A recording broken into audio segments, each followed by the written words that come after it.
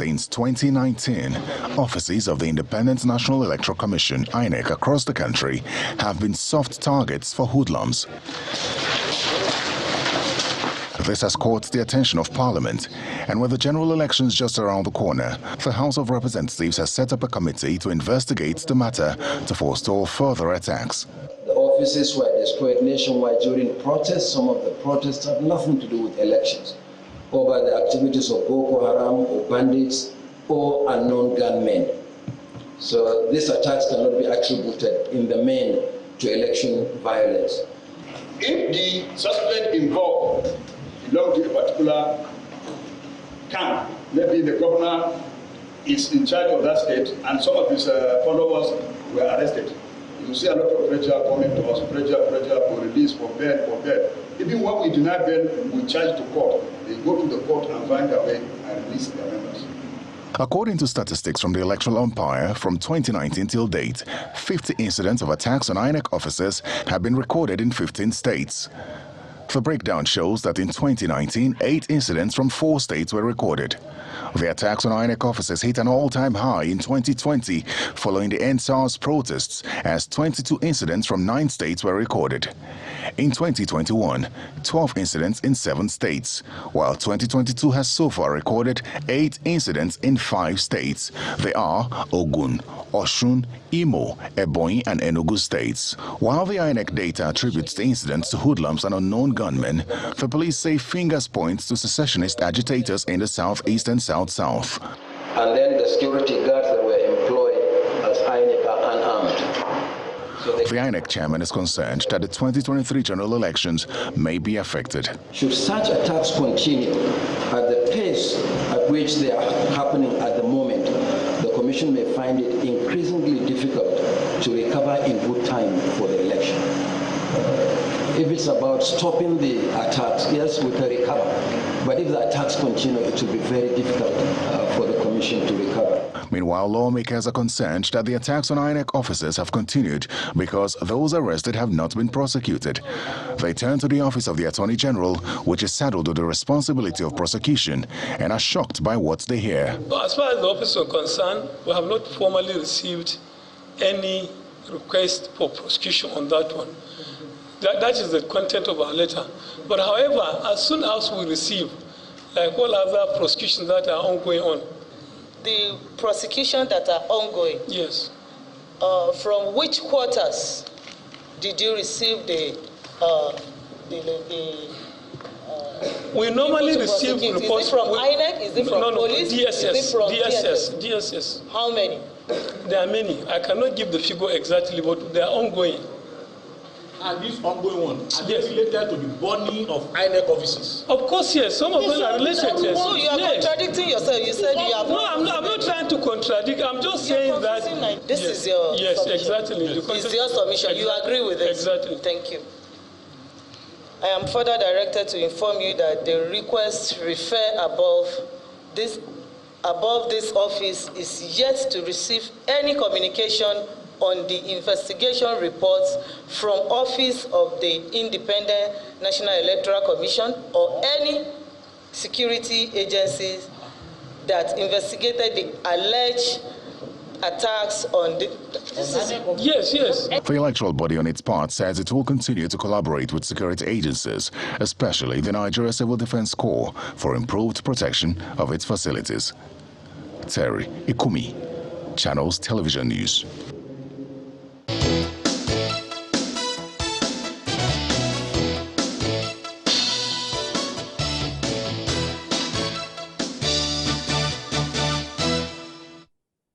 All right, so Mr. Mike Igini, a former resident electoral commissioner for INEC in Akwa Ibom State, joins us this morning. Good morning, and thank you for joining us on the program today.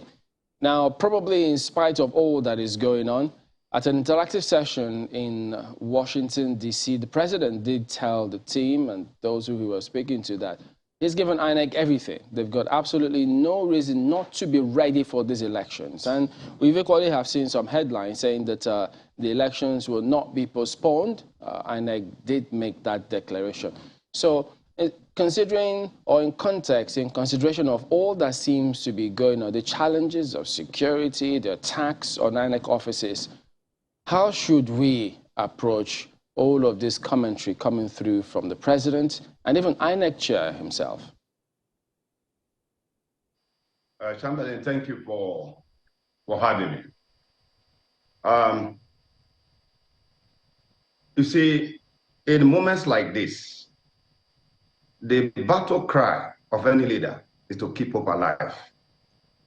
And so the various profound statements that have been made by the president is clearly to show that given that around the world democracies are going through strain and stress, we must not dissolve into despair, but resolve to act to overcome.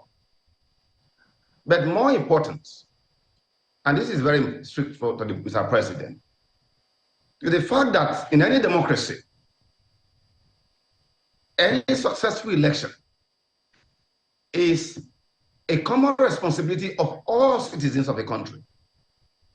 But on the driver's seat is the commander-in-chief of the armed forces. And clearly, the statement that has come from the president in the last few months are quite encouraging and very profound. Because the greater legacy of any sitting president, particularly when he's no longer on the ballot, on a final term, is not a success about sectoral achievements.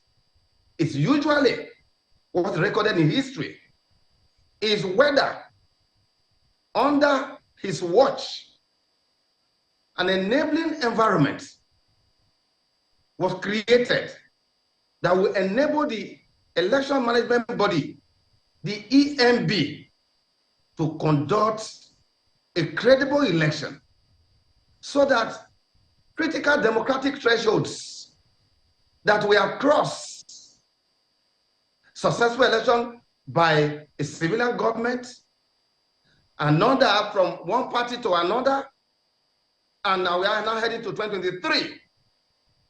He could not have said better than what he has said. And so the legacy that will be remembered for of the current president will not be about every other thing on sectors, but whether the 2023 election was able to deliver a promising and a peaceful handover of power. This is what he has started saying, and we are so encouraged.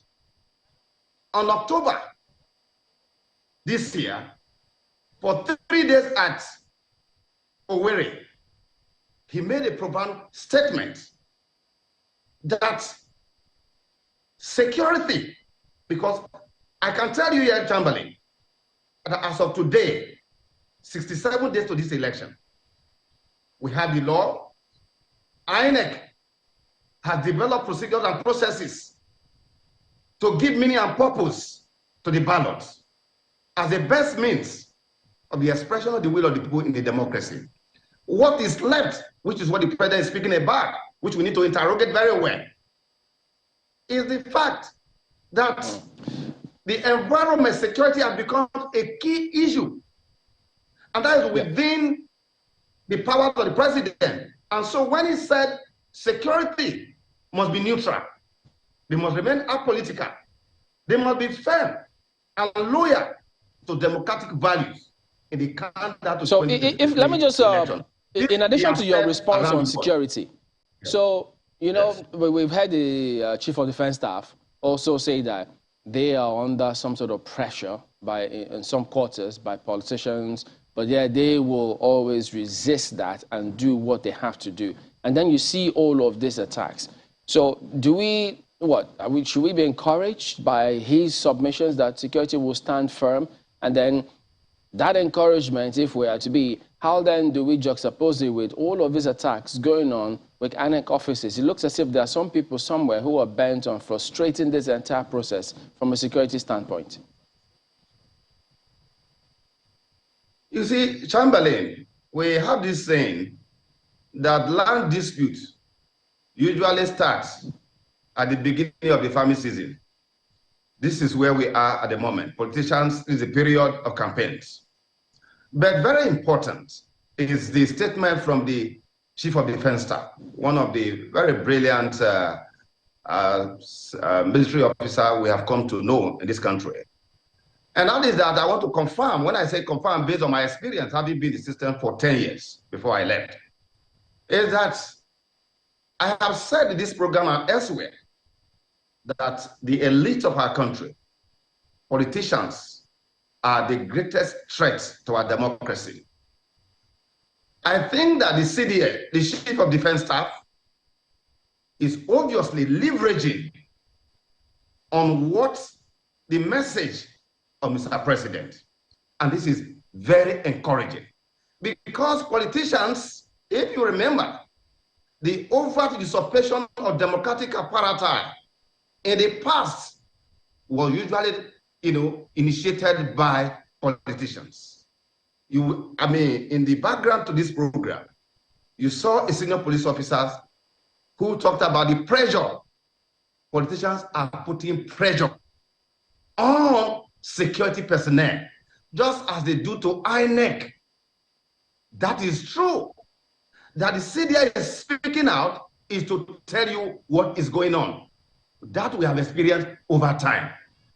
But the bad news to those who put pressure on either on INEC staff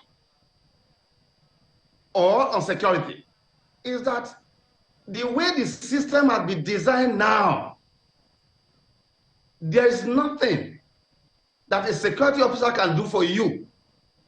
But however, with respect to security, this is where the commander-in-chief have to come in mightily.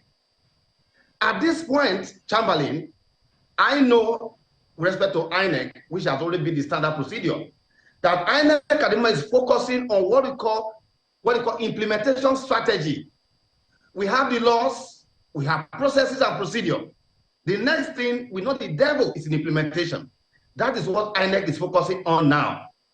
My message to Mr. President, on the basis of my own experience, having also had the privilege of working under two electoral chairmen of two commissions and under two presidents, including himself, is that this is the time for Mr. President to have regular briefing from security chiefs in terms of their strategy. The president needs to know the strategy they are putting in place, because the president will not move from Abia State to Zamfara to implement security strategy for this election.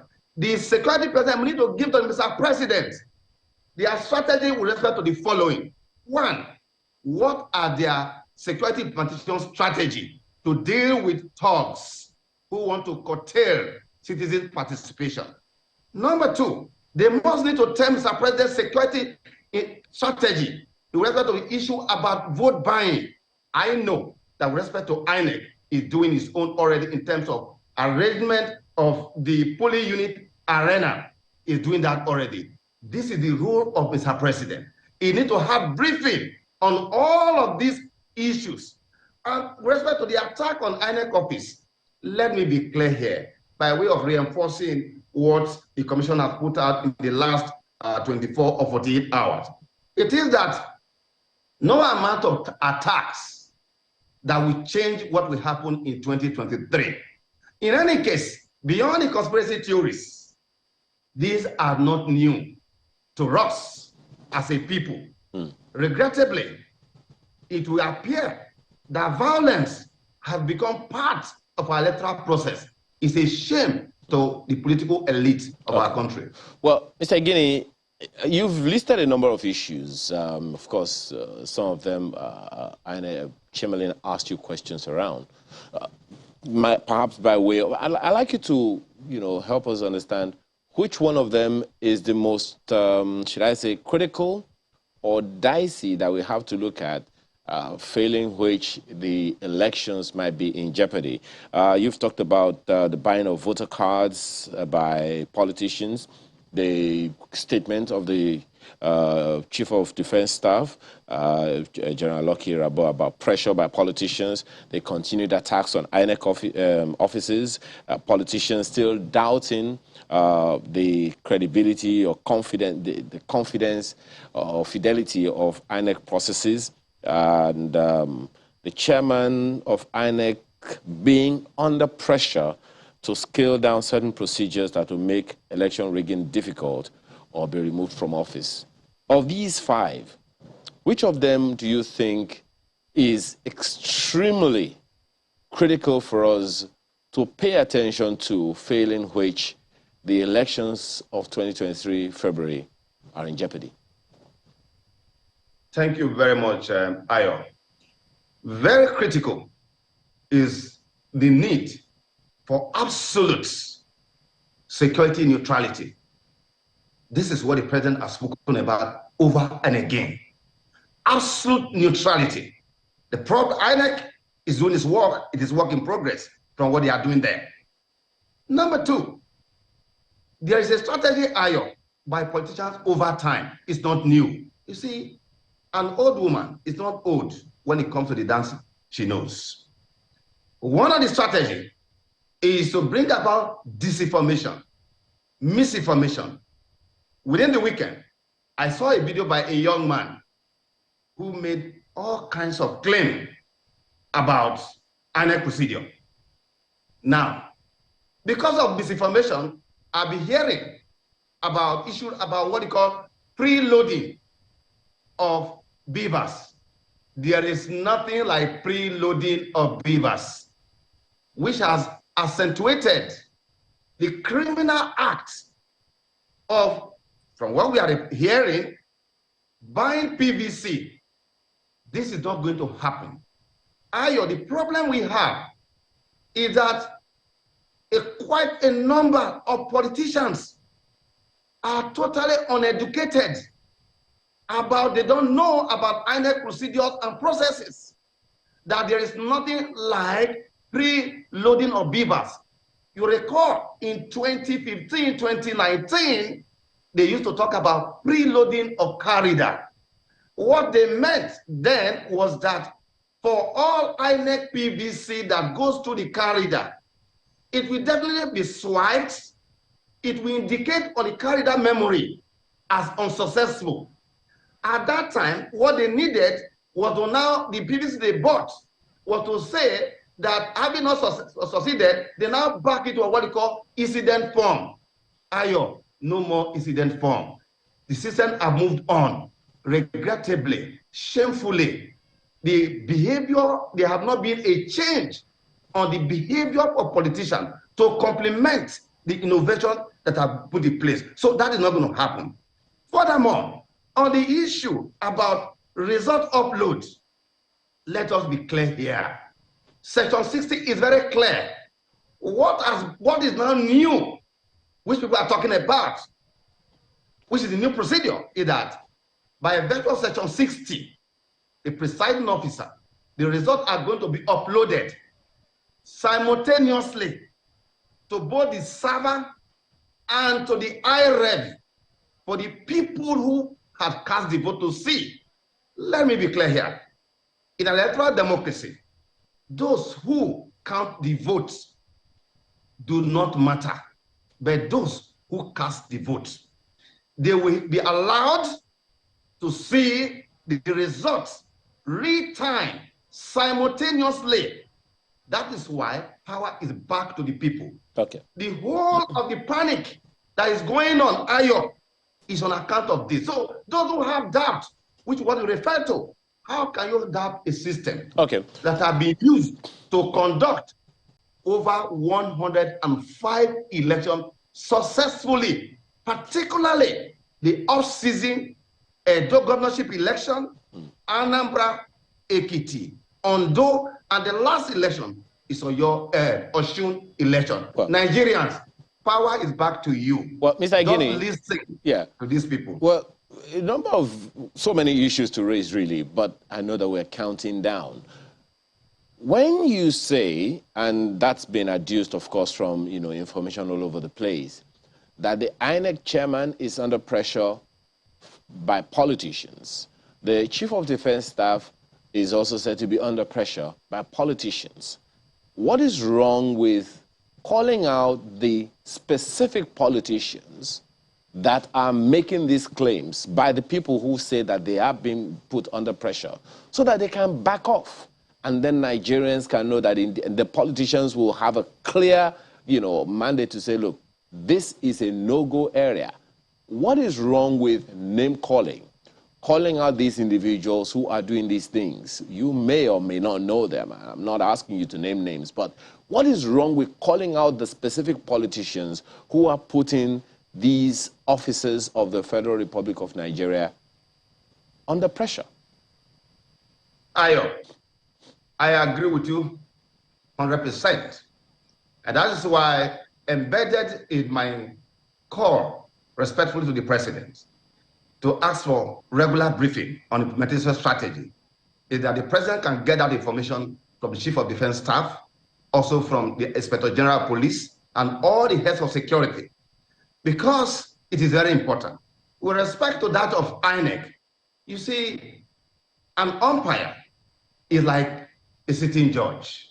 Judges are the least person to be able to defend themselves. I am confirming to you that those pressures are there.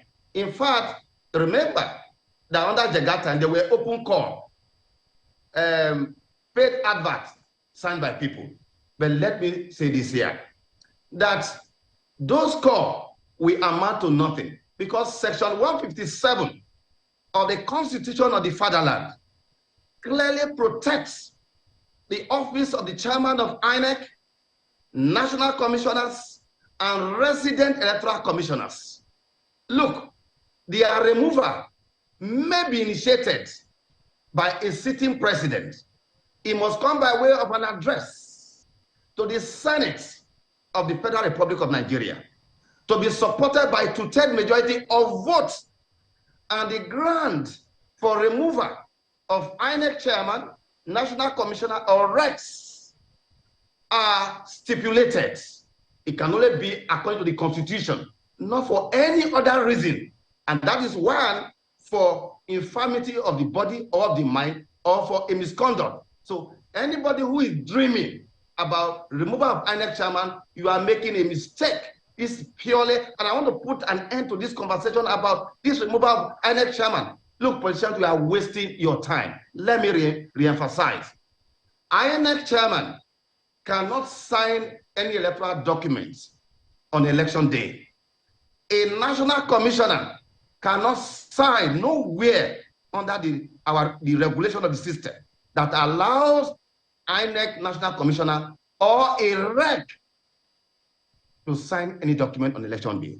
So focusing on these people is a mere distraction. And that is why the Nigerian people must remain focused. Remember, Ayo, that the battle of the grasshopper will usually be a feast for the horse. We must be focused on what is ahead of us. The issue about vote buying, which is one of the areas we need to deal with now. We'll come to that. My apologies, Mr. Igini. We'll come to that. But before we have the votes, we have to have the voter cards. And that's one of the critical issues here. I mean, you may have heard Chamberlain and I talking about, people getting their voter cards and all of that. And I want to believe that INEC has their processes, done and dusted on that. But there is that issue which you are very well aware of, and many people just want to put that to rest as well. The PVCs that were found in different places all over the nation. What are the implications of that on disenfranchisement or not of the people whose cards those found were supposed to be? How did they get there in the first place? And how do we ensure that the people whose PVCs were found in various places, in various parts of the country, are not disenfranchised? What are the implications of that to this election for you? Ayo, first, let us make a distinction.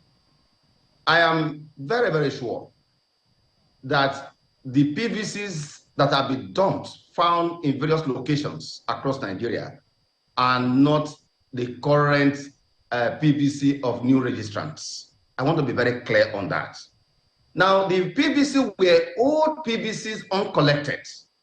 Now, politicians, bots, warehouse, don't forget that they broke into INEC offices, even for the 2019 election, 2015 election, they broke into several offices and carted away INEC PVCs, many of which had to be reprinted. Now, those PVC were carted away in terms of implication now. For now, they have nothing, they are wasting their time because they did that because you have Section 49 and Section 53, two of which have been repealed. Section 49 of the old act turned out to be a section for rigging elections in Nigeria. That has been repealed. We now have Section 47, which you talked about during your background remarks. Now, Section 47 is that made it compulsory that for you to be admitted into the polling unit arena, you must have a PVC. Section 53 of the previous act talks about total number of registered voters. That was what encouraged politicians to buy and warehouse PVC, because all they needed, because at that time, they were what we call incident form. Incident form is gone. So what they are doing now, they are barely wasting their time. I think what is important with respect to PVC that people need to know is that for those of you who have done transfer, for example, if you were in a Tiosa local government before and you have transferred to Surulere, or you were in Ethiopia East local government or Delta State, and you are now transferred to Ethiopia West, when you are going to collect your people, which are now available, you go to the place you are transferred to. What we have seen from the report I'm getting is that many people, I mean, there are people who have called me, they went to where they had transferred from. Your PVC will not be in the location where you are transferred from. You go to the new place.